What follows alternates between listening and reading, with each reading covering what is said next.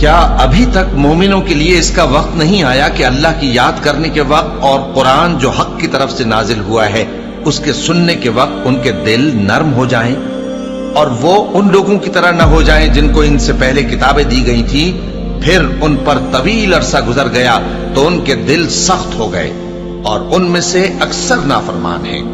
جان رکھو کہ اللہ ہی زمین کو اس کے مرنے کے بعد زندہ کرتا ہے۔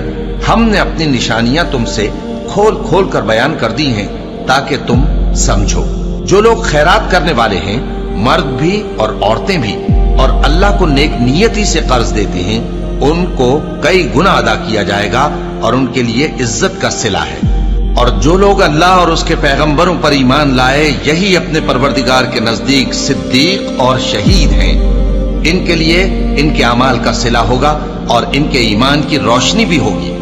جن لوگوں نے کفر کیا اور ہماری آیتوں کو جھٹلایا، وہی اہل دوزخ ہیں۔